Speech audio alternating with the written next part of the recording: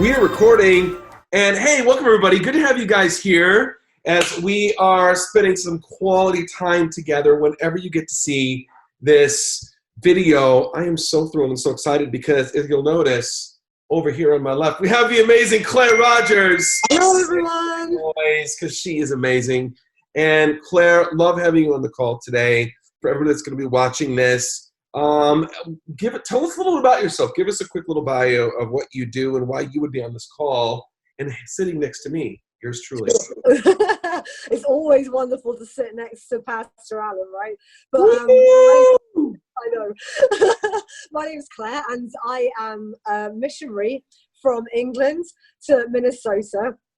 And I'm actually an Assemblies of God pastor by background. I've been in ministry for the past 12 years now, and I used to pastor a campus pastor a church in England called Vintage Church in a beautiful seaside town of Weston-super-Mare. And so I've been there. It's quite lovely and beautiful. Pastor Alan has been there. So I moved over to Minnesota last July following the call of God in my life to come and serve over here. And I've been having a blast. It's been amazing. We've been having fun, haven't we? Yes. We do enjoy being together. Yeah. I love having Claire. You've been absolute joy, as we all know, and everybody that knows you from our church that is going to see this, they're going to be double high fives, high-fiving the screen because they love you so much, and of course we love you so much. And you've been such a gift, and you have been with us at the campus. We opened a location over here in Woodbury, Minnesota, as we all know, and we opened this location.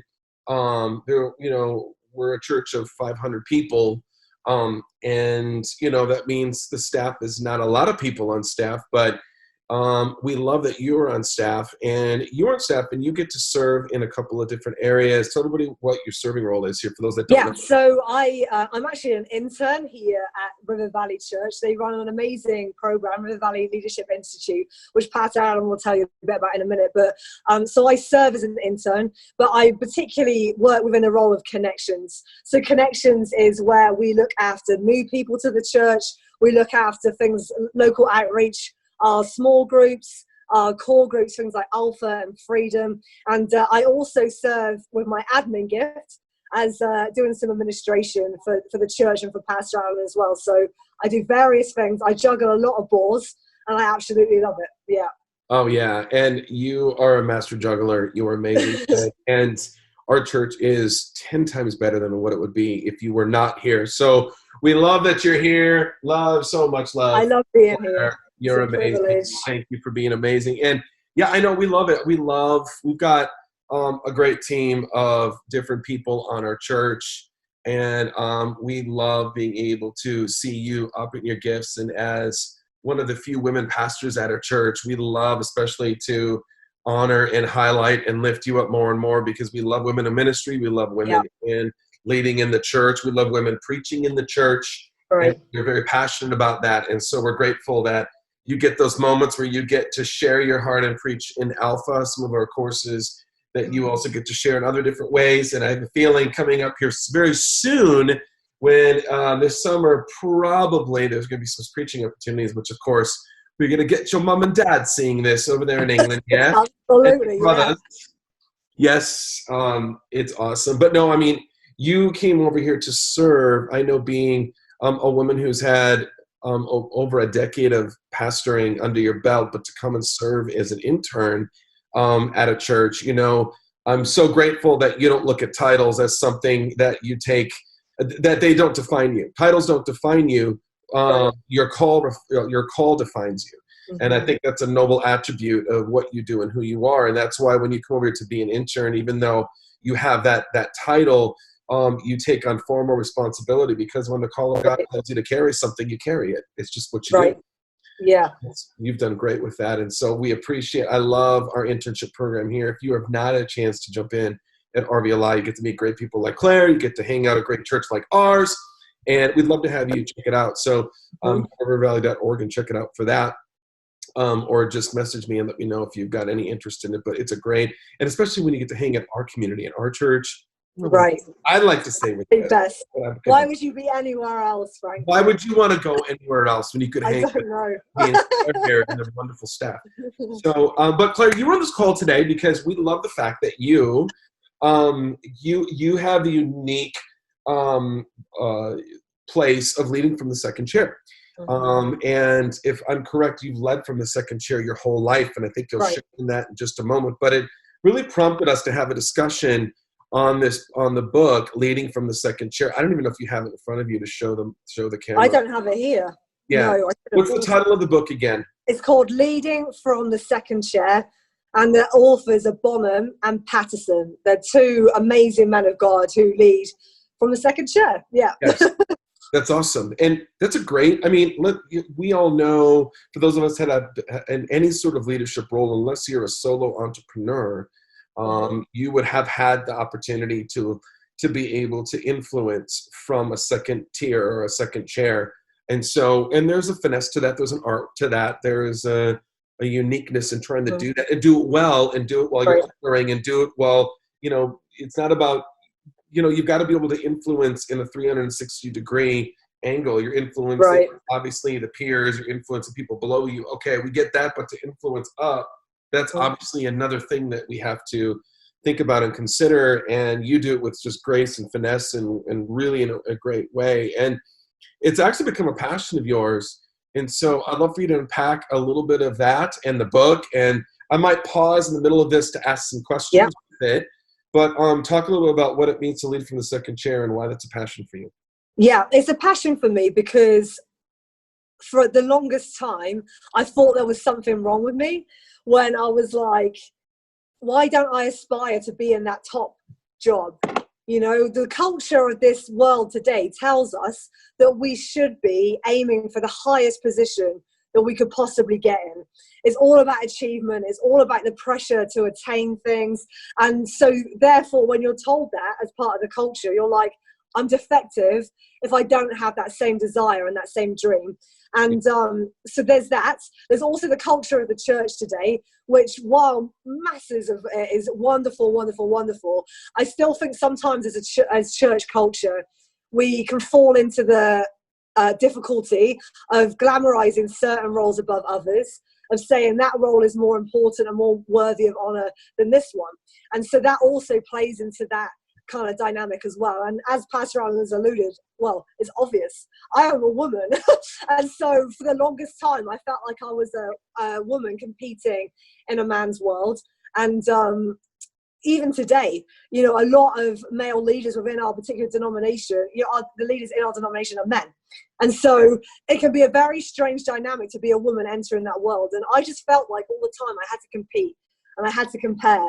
And, I had to strive to be the top dog. And, and I wanted to do that because I wanted to prove the point that women could do anything that a man could do, that a woman could occupy any space that a man can occupy. And I still, by the way, 100% believe that. Yeah. It's just my journey isn't that. My journey isn't to be in that top position, first chair position, and that's okay. And I'm now okay about that. But that's why I'm so passionate about it, because culture, church culture, other people, they pressure all the time, like to just keep achieving, keep moving up career ladders. And then that means then that you're robbed of your true calling in God. Because the reality is we are all called by God with a destiny in mind. And I was reading from Ephesians, I'll read it to you now, Ephesians 2, verse 10, and I love this. It says, we have become his poetry, a recreated people that will fulfill the destiny he has given each of us. For we are joined to Jesus, the anointed one. Even before we were born, God planned in advance our destiny and the good works we would do to fulfill it.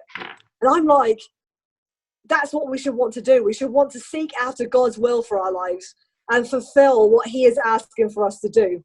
Yet so often culture and other people, sometimes well-meaning people, rob us of that contentment within our call because they tell us that we should be aiming and achieving for more. And I want to see other people set free to be confident in their second chair. Because honestly, the second chair is a wonderful position to be in. It's a privileged position to be in. It's actually one of the most complex ministry positions to be in. I believe that, because we're juggling so much. It's a very deep role and it's a very wide role. And we have people, as Pastor Alan has said, above us, beside us, and below us. And so learning to lead in that dynamic is a tricky one, but it's not impossible. It's very invigorating if you're called to it. And so I just really want to see other people set free to that. That's why I'm passionate about the second chair, and the second chair is wonderful. The book talks a lot about some paradoxes that we can face within the second chair. They talk about being subordinate, but also being a leader, because that's the thing. I'm still a leader. Yeah. I'm still a highly influential person. That doesn't stop just because I'm in the second chair. Even though society may tell you you can only truly lead in first chair, that is not true. But I am subordinate. You know, if I think about the current context I'm in, I'm subordinate to Pastor Rob, who's our lead pastor. I'm subordinate to Pastor Alan, who's our campus pastor. I'm subordinate to my intern lead, Pastor Terry. I'm subordinate to Clint within Connections. And so I'm a leader, yet I'm subordinate. So how do I manage that tension? It also talks about the nature of the second chair being very deep. Like, we're often paid to do a particular role: youth pastor, kids pastor, worship leader, like all of these different things. We're paid to do that role, and we have to be able to do that efficiently and effectively and to go deep in that.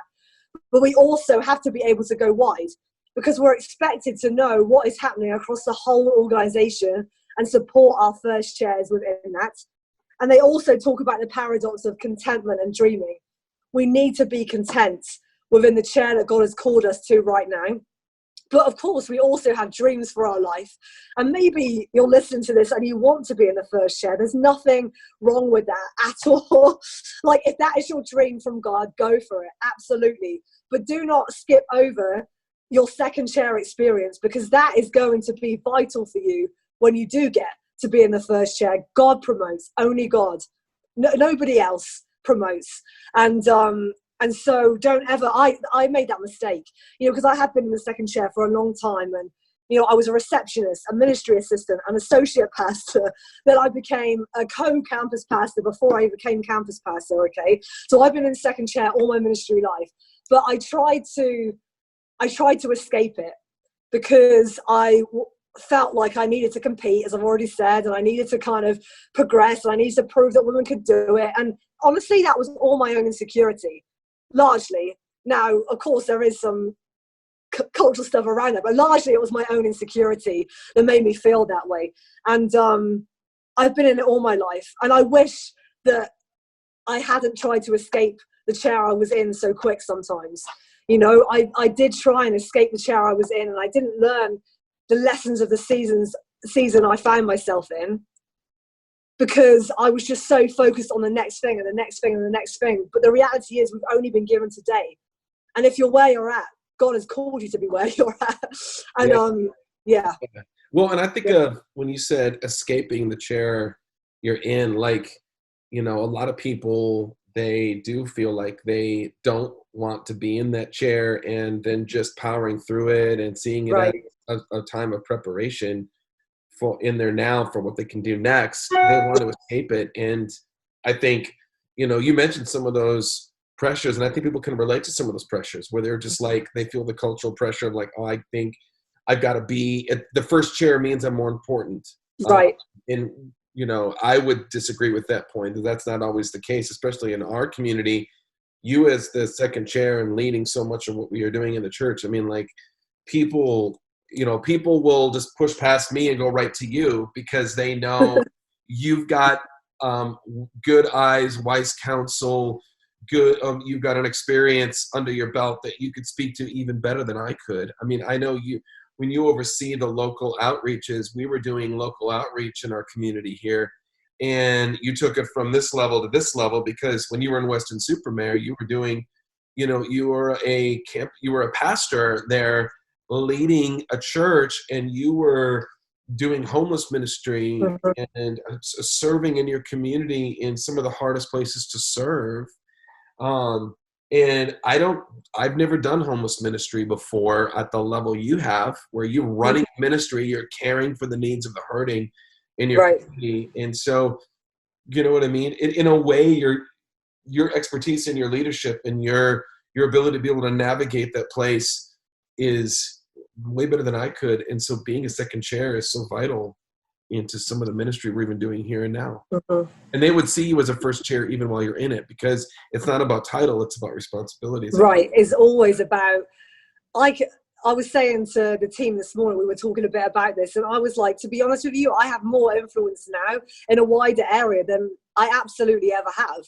And my official title is intern, which is typically a title that people use as a stepping stone to get to something else, right? Or, you know, or they may lean into it for a season, but they're like, I'm not going to be here forever. And, you know, when I moved here and people were like, you're giving up campus pastor to become intern. And I'm like, yeah, because sometimes what the world says is going backwards is actually you advancing in the kingdom of God.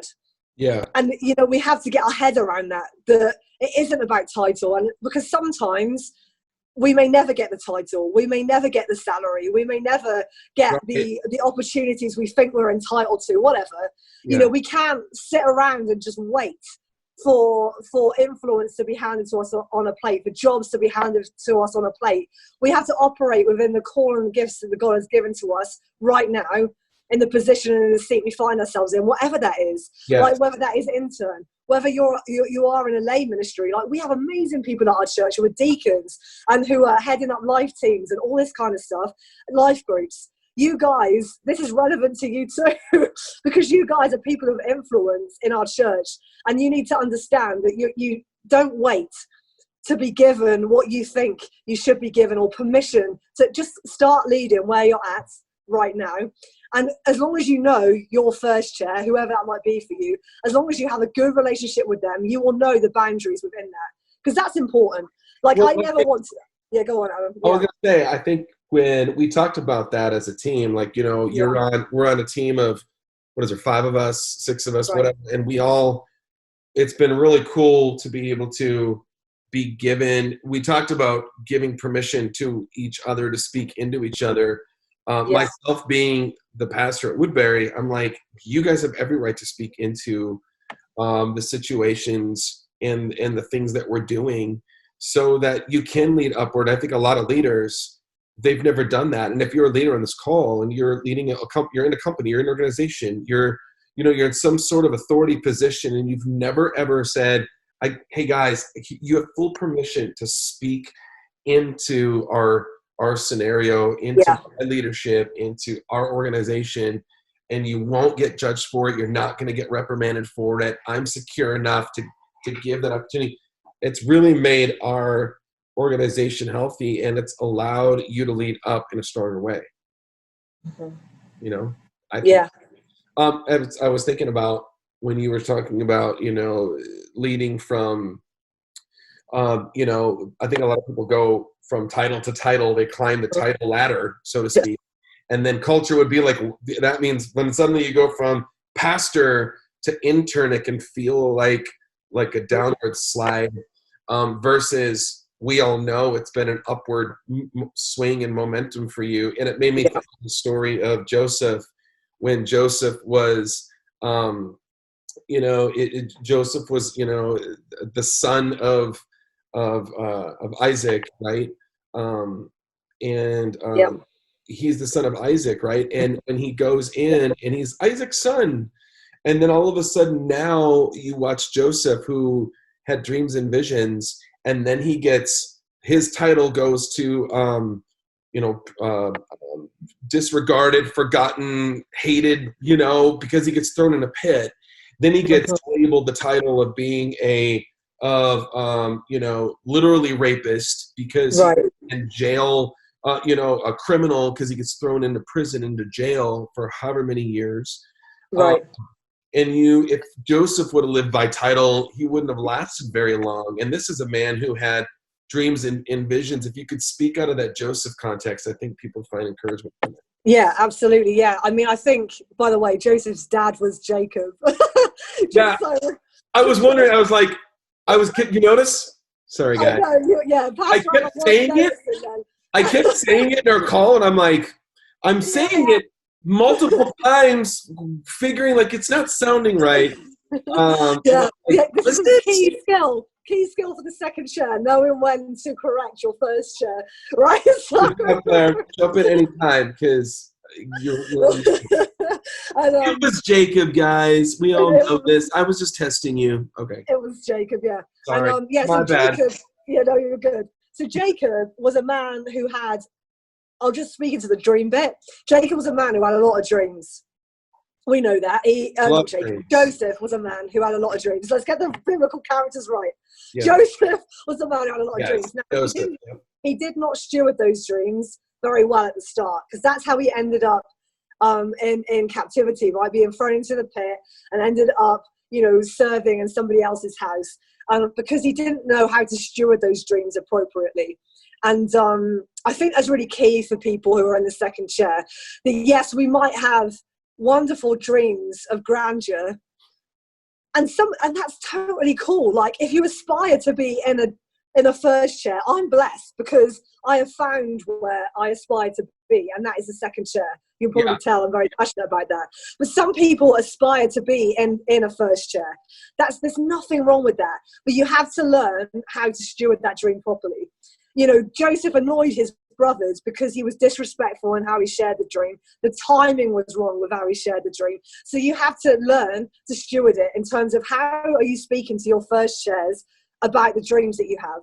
You should be speaking to them about it, 100% speak to them about it. But you need to choose your timing, choose your wording very carefully, always come at it from a position of respect. You're not saying, well, I'm going to take your job one day. Right? Nobody wants to hear that. So you're coming at it from a place of, hey, look, this is what I believe God has for my life. I'm not saying it's right now. I am so happy serving underneath your leadership. I'm so grateful for everything. And you serve it within that kind of context. Then obviously Joseph, he gets thrown into prison because the wife goes crazy and tries to say that Joseph slept with her. He ends up in prison. He has more dreams again. Yeah. And this time he's learnt the lessons and he's stewarding them right. And so we think, great, he's stewarding them right now, so surely he's going to get out of prison. No, he still remains within prison. He says to the cupbearer, or one of them, the baker, he's like, can you just remember me to Pharaoh? Like, say to Pharaoh, I was the one to interpret your dream so I can get out of prison. And so we're like, well, he's learnt the lesson. God is going to let him out. No, he remains in prison for several more years after that time. And, we have to understand, sometimes we have these dreams and we want to kind of move on into a different position, whether that's sideways or upwards or downwards, whatever. We want to move on, but we have to remember we only move when God says we move. Right? The dreams will only come to full fruition when God says they will, and we have to be willing to remain faithfully in our chair. And Joseph was promoted within the prison to oversee the prison within that time period because he was doing good. And he got that promotion there, and he learned stuff there that he couldn't have learned any other place. So that's why I say again, don't try and escape the chair that you're in, because God has you there for a reason. He's teaching you stuff. And the dreams that you have, they will come to pass in his time. And then, of course, Joseph rose to a high position of influence. But he was still in second chair to Pharaoh. He still wasn't, but highly, highly, highly influential. Pharaoh handed the majority of the authority to him. And that can also be the case. In the second chair, you are in a highly influential position. If you're doing it right, you should actually be influencing across your organization. It's not just in my little area, put my blinkers on, don't interact with anybody else. You should be influencing your peers. You should be influencing upwards, downwards, all across the place. Yeah, I hope that's helpful. Come on, that's great, Claire. I love that you said that. And like you said, if you're doing it right, people should be feeling the ripple effects of your leadership and your influence all across the organization. That when people, when you're not even in the room, people can be like, I was influenced by Claire because she said this to me once, or I'm here because Claire said this to me or saw something in me or whatever. And, I know, I would coin it like, before you get a mission, you must first get under a mission. Right. Submission precedes mission, is how I would coin it. And I would say that's part of being in submission, is you're serving underneath the mission of your pastor, under your boss, under your father and mom, of the mission of the home, if you're a teenager, Right. if you're living in the authority of parents. And, whatever it is, when you learn to live in submission, then, and you honor that place, which would be second chair, Yeah. then you get a mission of your own. And that's, I think, the cool thing about Joseph is he got a mission, he got a dream from God that became his mission, was to serve in the second chair of Pharaoh. And I think the cool thing that you can relate to Joseph, and I would say even myself, like in my ministry career, I've never served as a lead pastor. I've always been a youth pastor, a young adult pastor, a creative pastor, Right. and a campus pastor. But that's why the Joseph story that you just shared speaks so much to me and all of us that are never called to be the president of a company, the CEO of a company, the lead pastor of a church. But we are, most of all of my life and your life has been called to serve someone else's mission, and we live in a place of submission. Then we will see the fulfillment of the mission of our own, because God still gives it to you. God gave Joseph the dream, and God fulfilled the dream, but it took a prison and a pit before to be stuck in a prison and a pit and serving in the house of someone else, and from Joseph serving his father and serving Pharaoh, before he ever got to that place of where he was executing and his mission called, he was saving nations, being in the second chair. So yeah, absolutely. And for some people, the second chair is it. Like that is it. That is the end game. And that is okay. Like, don't let anyone ever tell you that is not okay. And there's something so powerful about when you can join your dream with the dream of your first chair. There's something so powerful about that, and we see that dynamic. Myself serving under Pastor Alan, who serves under Pastor Rob, but we see, and obviously I did too, but we see the power of that dynamic. I can join my dream with Pastor Alan's dream, and honestly, that is the most powerful, most liberating thing I've ever really experienced, to go, actually, I want to work hard to see Pastor Alan fulfill the vision that he has for Woodbury.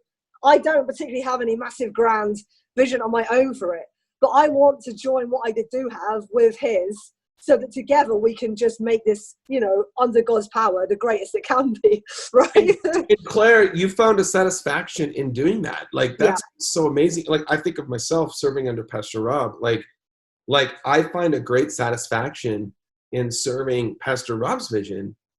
And not being my own lead pastor. I will serve Pastor Rob's vision, but I am so content and satisfied with that. Like you're saying, like, I don't have a dream to be a lead pastor. I don't have a dream to be a megachurch pastor. I like where God has put me, and I believe, and it's because I found that contentment, which you're speaking of. And I think a lot of times when you don't have contentment, you're stuck with you have a bad attitude and you are ineffective. But the signs of a healthy person in a second chair, Claire, I think the book mentions it, is having a positive attitude and an effective action. Right. Do you want to speak to that, having a positive attitude and an effective action? Yeah, absolutely. The reality is we are not always going to agree with what our first chairs say, okay? And sometimes we may have even had the unfortunate circumstance to work under a first chair that actually was not healthy themselves. We know that because we all have places in our own lives that we have to work on, but some leaders are worse than others. In fact, some first leaders can be the most insecure. And so maybe you'll listen to this and you're like, my boss is absolutely crazy. Like, are you telling me that I have to have a positive attitude and effective action even under their leadership? Yes. I knew that because I think biblically of David and Saul, and that dynamic of how Saul was the crazy king trying to kill David because David was going to succeed him. And, Saul was not happy about that fact. I was, throwing spears at him and hunting him down, trying to kill him. And David's living in caves. And it was just crazy. Hunted, threatened, oppressed, hungry, David was, all of these things. And yet when Saul finally died, it wasn't by David's hand. David had opportunity more than once to kill King Saul, and David didn't do it. And he just spoke with honor the whole time. about King Saul. And when King Saul finally dies, what does David do? David doesn't go, thank goodness for that. He doesn't start like praising and, whoa, thank you, God, you've taken my enemy out. David mourns the death of King Saul. He still calls King Saul the Lord's anointed, even though he was absolutely crazy. And that is how we have to be. We have to have a positive attitude towards those who are in the first chair, even if they are crazy. Now, I don't mean that you put yourself in danger. I don't mean that you have to remain in an organization forever and a day where you are not being released, encouraged, you know, poured into stuff, like given opportunity. I don't mean that you have to remain under somebody that is mistreating you. However, what I do mean is that you have to leave the organization with the most positive attitude that you can possibly. Leave well so you can enter the next thing well. And so, yeah, you have to have a positive attitude and effective action. That is something that second chairs are known for. Hey, we Claire, are the team. Claire, I'll make a note on King Saul before you go to the next one. Yeah. 2 Samuel chapter 1, it literally, David was so honoring of King Saul that he, in 2 Samuel chapter 1, he actually wrote a song that the people sang in honor of King Saul. Like that's after he was chased down, after he was spears thrown, after he was running for his life and trying to defend himself, and King Saul made him do all these, had to do all these crazy things to defend himself from King Saul. The fact that David wrote a song about him to honor him, I think is another compliment of not just a positive attitude, but an honorable spirit that you're speaking of. But go on to effective act. No worries. And also just came to my mind, if you're like, you want to read something else about that, a book that Pastor Alan recommended is called The Three Kings. Yeah, A Tale of Three Kings. Yeah, A Tale of Three Kings. So read that book. It's amazing. If you feel that you're under a leader that is not the most helpful to you, that could be a really helpful book. Because the reality is, a mandate as a second chair leader is to support the leadership over you. It is. And it's to make them look good. And I said to the staff this morning, you know, I get such a kick out of when I hear somebody complimenting Pastor Alan for something that actually I've done. You know, I've done it. Like I may have sent an email, for example, in his name just to help out or whatever. And I love hearing people saying, hey, thanks so much. That was that really helped me. It was good communication or whatever. I'm like, I wrote that. But I don't need to claim the glory for that. That's the whole point. I want the church to thrive. First and foremost, I want the church to thrive, and I don't care who gets the credit for it. And I want Alan, I want all my other first chair leaders, I want them to look good, right? And I want to be in unity with these people as much as possible. But the second thing was, effective action. We are known often, second chairs, as the detail people, right? We are the people that can go down deep into stuff and make things happen. And, you know, a mandate for us is to add value and in the second chair as much as possible across the whole organization, to use our influence, not just to make sure our little area is like, yeah, I'm okay over here. I don't really care what's going on over there. We should be working for the good of everybody within our organization. That's peers, you know, other staff members, you know, that's people lay people that we may be alongside leading, all that stuff. And effective action looks like being willing to get into the detail, being willing to do the finance stuff and the stuff that sometimes first chairs hate, right? Because first chairs are often, and I know this from working with Pastor Alan, first chairs are often the visionary people. They're the people that have the big picture ideas. They can paint a picture of the future like you would not believe. Like, it is just awesome. Everyone wants to be with them all of the time. They are encouraging. They are exciting to be around. They are the ones that encourage the church to be all the church can be. They make the connections. They release people into their gifting. That is a first chair. The second chair then comes up behind and goes, wow, this is just awesome. Like, I love your vision. I love the pictures that you're painting for our future. I love how you're a catalyst for our congregation. How can I now help you make that a reality? And so it looks like detail. It looks like, you know, personnel stuff. It looks like managing ministry programs. So for me right now, you know, I'm managing the local outreach side of stuff. And so I do that. You know, Pastor Alan obviously knows what's going on, but I just get on with it and I make it happen because I understand what the vision of River Valley is for that thing. And so then I just get on with the detail to make sure that we're running as hard as we can at this stuff. So so effective action is a big thing. And I love that because I don't know if anyone on this has done the the communications test. We were doing that on all staff. There's different communication styles. I'm a beaver. Right. So a beaver is all about the detail. And Pastor Alan is an otter. He is all about the inspiration. And so together, that is awesome, you know? It's being secure in who God made you to be and what you're supposed to do. We're going back to that because the more secure you are in the presence of God, the more secure you are in the presence of you. And so the more you understand God made you to be, and let God remind you of that and speak into you for that and declare over you that, then when you're serving next to a facts and figures girl, and I'm the hype catalyst, you bringing it together. I don't feel like I need to compete. I don't feel like Claire doesn't feel like I'm less of a leader because I don't have facts and figures full on lockdown. I don't think Claire is less of a leader because she's not being more of a catalyst in the organization. You know, it's like you learn to trust each other and you work together with that synergy, being an otter and a beaver, and then the different kind of personality types with I think it's the lion and the golden retriever. Yeah. Exactly. You know, there's all these wonderful gift tests. If we're big on that with our team. Like, we've given out strength finders to our team.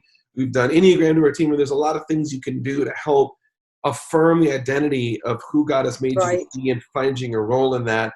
And then if you find yourself in a second chair or a third chair or some sort of if you find yourself in a submission to someone else's mission, it gives you the confidence and it gives them the confidence. And it gives, and you can, Claire, you've done great at, who you are. And then you also have got the discernment to know who I am. And you can let me be me. And I'm like, you do you, I do me. It's all copacetic. We got this. So I love that's in the, we're going to close this up, but any final thoughts, Claire, you have? No, I think just the final one I would say is really work hard at contentment. And that was something that really helped me, particularly, when people around you might be saying stuff like, hey, don't you want to progress? Don't you want to go into the first chair? All that kind of stuff. Just be content in who God has called you to be. And, there's so many scriptures, but one of my favorite ones, and maybe I'll just read it, is Job 36, verse 11, that says, if they obey and serve God, they will spend the rest of their days in prosperity and their years in contentment. And I just love that, because ultimately what we're all doing, what Pastor Alan is doing, what I'm doing, is we want to obey and serve God. Yeah. And we're just trying to figure out how to best do that within the makeup that he has given to us together. That's it. There's nothing, no rocket science about it, but we find contentment when we obey and serve him. If I decided, if I'm like, no, I just want to go and I'm going to go be campus pastor, or I'm going to be lead pastor over here, and I was outside of the will of God, trust me, contentment would be the first thing to go. And so I would just really encourage you, maybe this is something that you're struggling with, you're struggling in the chair God has you in right now, look up all the scriptures on contentment, because that really, really did. It helped me out a lot. Yeah, we do. And we just, I'm just going to declare, whoever's listening to this, I just want to declare over you that God would give you the contentment, and that God would help you that God would reveal aspects to your identity that you wouldn't live from a title. You would live from that place of godly responsibility, from the call that God laid it on you. And God said, you're called to do this. If God has called you to do it, you're the person for the job, then doing something else, you're never going to find contentment trying to compare yourself to other people. But when you compare yourself to Christ and you compare yourself to the call that God has given you, that's where you find that contentment at, because God told me to do it. And then it's simply following that obedient step and doing it. You're not going to sit there, compare yourself and go in other places. So we just declare a beautiful contentment, a clarity of the call, a clarity of identity over you and in you. And when you go to your organization, there'd be a favor on you, even to the point where your boss would be like, hey, it's not a trying, it's simply it's relying on God and leaning into God, because then God will release that favor over you.